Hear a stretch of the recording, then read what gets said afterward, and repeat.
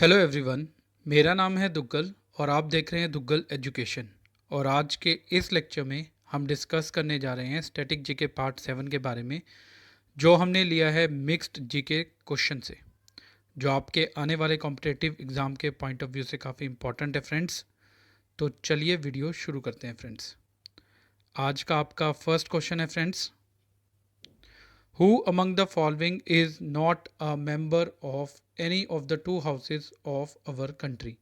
निम्नलिखित में से कौन हमारे देश के दो सदनों में से एक का भी सदस्य नहीं है? आपके ऑप्शन है prime minister, finance minister, president या रेलवे मिनिस्टर। तो इस क्वेश्चन का आपका सही जवाब है प्रेसिडेंट यानी राष्ट्रपति। तो option C is your correct answer. अब इस क्वेश्चन के साथ आपको कुछ इंपॉर्टेंट इन्फॉर्मेशन जो याद रखनी है फ्रेंड्स, वो हैं president is not the member of either house of parliament, यानी प्रेसिडेंट किसी भी हाउस का मेंबर नहीं होता, जबकि हमारे जो पीएम हैं, कैबिनेट मिनिस्टर हैं, स्टेट मिनिस्टर हैं, needs to be member of either house of parliament to hold any constitutional office in the government of India. यानी prime minister, finance minister, railway minister, इन सब को किसी न किसी सदनों में से किसी एक का मेंबर होना ज़रूरी है गवर्नमेंट ऑफ इंडिया के ऑफिस में, जबकि प्रेसिडेंट दोनों में से किसी में भी मेंबर नहीं होता फ्रेंड। तो ये इन्फॉर्मेशन आपके लिए इम्पॉर्टेंट है जो आपको याद रखनी है। चलिए नेक्स्ट क्वेश्चन की तरफ चलते हैं फ्रेंड्स। आपका नेक्स्ट क्वेश्चन है friends, governor is Swarna bye, राज्यपाल को शपथ किसके द्वारा दिलाई जाती है? आपके ऑप्शन है chief justice of high court यानी उच्च न्यायालय के मुख्य न्यायाधीश के द्वारा, चीफ जस्टिस ऑफ इंडिया यानी भारत के मुख्य न्यायाधीश के द्वारा, स्पीकर ऑफ असेंबली यानी विधानसभा अध्यक्ष के द्वारा, या ऑप्शन डी है प्रेसिडेंट यानी राष्ट्रपति के द्वारा। तो इस क्वेश्चन का आपका सही जवाब है ऑप्शन ए यानी chief justice of high court यानी उच्च न्यायालय के मुख्य न्यायाधीश के द्वारा राज्यपाल को शपथ दिलाई जाती है। अब इसके साथ कुछ इंपॉर्टेंट इन्फॉर्मेशन जो आपको याद रखनी है फ्रेंड्स, कि जो chief justice of high court है, ये जब गवर्नर को शपथ दिलाते हैं तो ये कौन से आर्टिकल में मेंशन किया गया है? तो ये आपको याद रखना है, ये आर्टिकल है 153 फ्रेंड्स। बताया गया है कि office of the governor of each state, governor of state is appointed by president, यानी आर्टिकल 153 में बताया गया है कि गवर्नर को और अपॉइंट किया जाता है गवर्नर प्रेसिडेंट के द्वारा, एंड शपथ दिलाई जाती है chief justice of high court के द्वारा। अगर chief justice of high court absence हो यानी ना हो तो शपथ यानी ओथ सीनियर मोस्ट जज ऑफ हाई कोर्ट के द्वारा दिलाई जाती है। तो ये इन्फॉर्मेशन भी आपको इस क्वेश्चन के साथ फ्रेंड याद रखनी है। चलिए नेक्स्ट क्वेश्चन की तरफ चलते हैं फ्रेंड्स। आपका नेक्स्ट क्वेश्चन है friends, who was the first women governor in independent India? स्वतंत्र भारत में पहली महिला राज्यपाल कौन थी? आपके ऑप्शन है सुचिता कृपलानी, इंदिरा गांधी, विजय लक्ष्मी पंडित और सरोजनी नायडू। तो इस क्वेश्चन का आपका सही जवाब है ऑप्शन डी यानी सरोजनी नायडू। और ये जो पिक हमने आपके लिए यहाँ पर लगाई है, ये पिक है सरोजनी नायडू की। कुछ इंपॉर्टेंट इन्फॉर्मेशन जो आपको यहाँ पर याद रखनी है सरोजनी नायडू के बारे में, वो है Sarojini Naidu is also called nightingale of India. इनको नाइट एंजल ऑफ इंडिया भी कहा जाता था।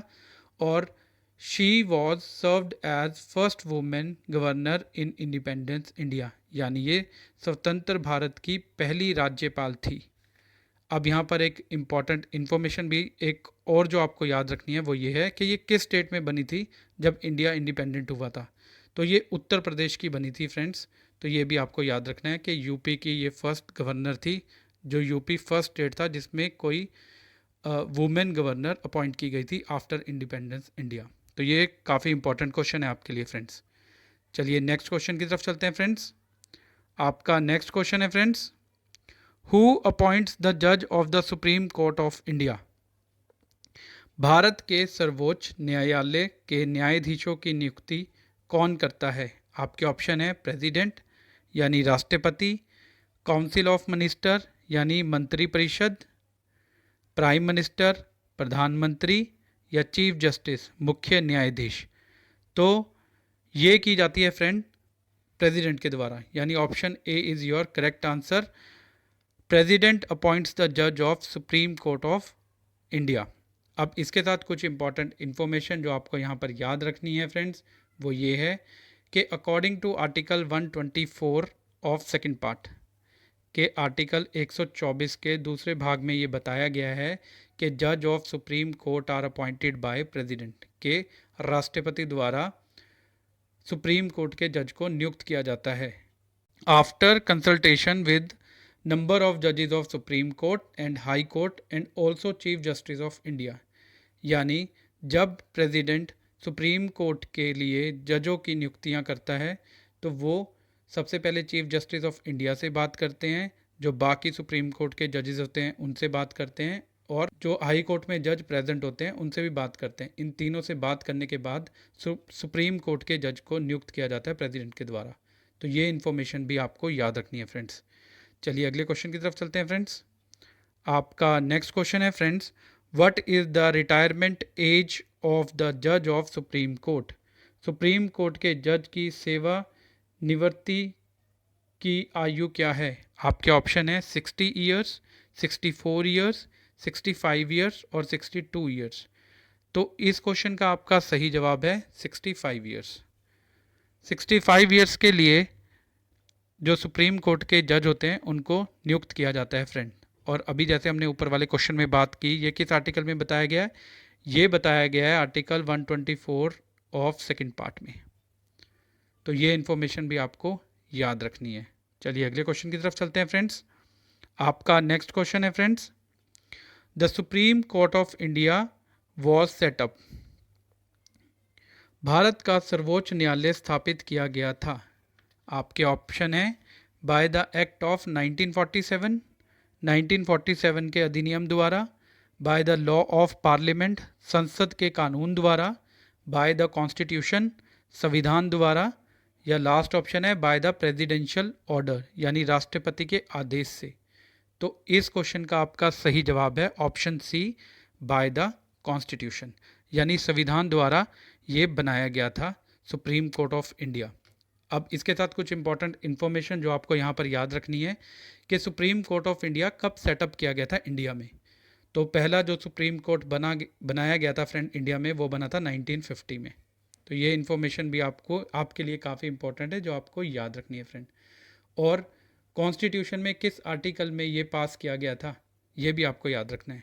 तो ये किया गया था 124A में, या फर्स्ट पार्ट में ये बताया गया था।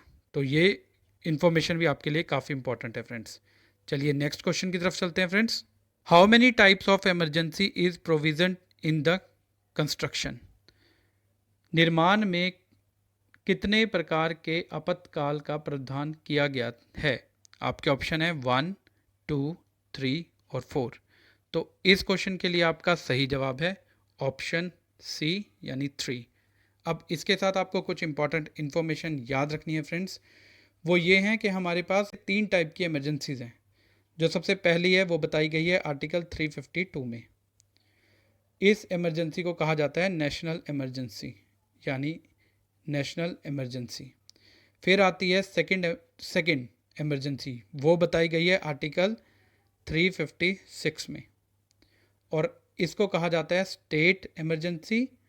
और प्रेसिडेंट रूल जब लगाया जाता है तो वो लगता है 356 आर्टिकल के द्वारा।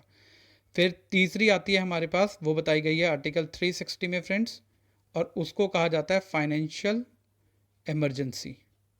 तो ये तीनों आपके लिए इंपॉर्टेंट है जो आपके एग्ज़ाम में पूछ ली जाती है फ्रेंड्स। चलिए अगले क्वेश्चन की तरफ चलते हैं फ्रेंड्स। आपका नेक्स्ट क्वेश्चन है friends, the Richter scale is used to measure which of the following. Richter scale का उपयोग निम्नलिखित में से किसको मापने के लिए किया जाता है? आपके ऑप्शन है humidity of air, second option है वेलोसिटी ऑफ एयर, वायु का वेग, मैग्नीट्यूड ऑफ अर्थक्वेक यानी भूकंप का परिमाण, और लास्ट ऑप्शन है डेंसिटी ऑफ लिक्विड यानी तरल का घनत्व। तो इस क्वेश्चन का आपका सही जवाब है ऑप्शन सी, यानी मैग्नीट्यूड ऑफ अर्थक्वेक, यानी भूकंप का परिमाण नापने के लिए रिक्टर स्केल का यूज़ किया जाता है। और जो हमने यहाँ पर पिक आपके लिए लगाई है, ये वो एपरेटस है जिससे मैग्नीट्यूड ऑफ अर्थक्वेक को मापा जाता है, यानी रिक्टर स्केल। तो ये भी आपको याद रखना है। चलिए अगले क्वेश्चन की तरफ चलते हैं फ्रेंड्स। आपका नेक्स्ट क्वेश्चन है friends, the method of soil conservation in which different crops are grown in alternative rows and are down at different times to protect the soil from rain wash is called। मृदा संरक्षण की विधि जिसमें विभिन्न फसलों को वैकल्पिक पंक्तियों में लगाया जाता है और मिट्टी के रेन वॉश से बचाने के लिए अलग अलग समय पर नीचे उतारा जाता है। आपके ऑप्शन है इंटरक्रॉपिंग, नेक्स्ट ऑप्शन है आपका रॉक डैम, थर्ड ऑप्शन है terrace farming and last option है आपका मुल्चिंग। तो जैसा कि हमने यहाँ पर एक आपके लिए पिक लगाई है, इस पिक में जो फसलें लगाई गई हैं वो अलग अलग लगाई गई हैं, यानी बीच में इसमें स्पेस जगह छोड़ी गई है, तो इसे कहा जाता है इंटरक्रॉपिंग। तो option A is your correct answer. अब इसके साथ कुछ इंपॉर्टेंट इन्फॉर्मेशन आपको याद रखनी है कि ये है क्या।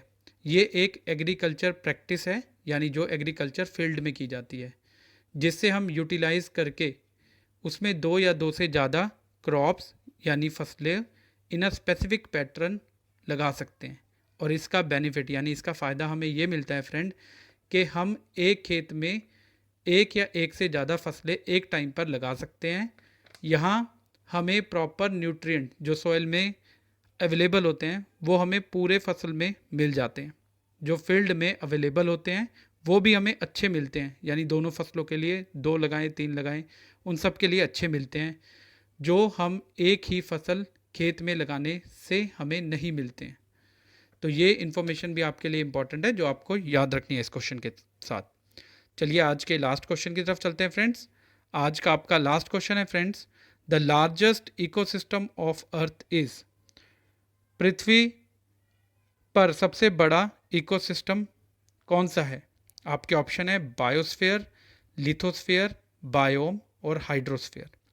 तो इस क्वेश्चन का आपका सही जवाब है ऑप्शन डी, यानी हाइड्रोस्फीयर। हाइड्रोस्फीयर को बोला जाता है जलमंडल, जैसा कि हमने आपके लिए यहाँ पर एक पिक्चर भी लगाई है। अब इसके साथ कुछ इंपॉर्टेंट इन्फॉर्मेशन जो आपको याद रखनी है friend. Since water cover about 70% of earth surface, यानी पानी ने हमारे अर्थ को लगभग 100 में से 70% घेरा हुआ है।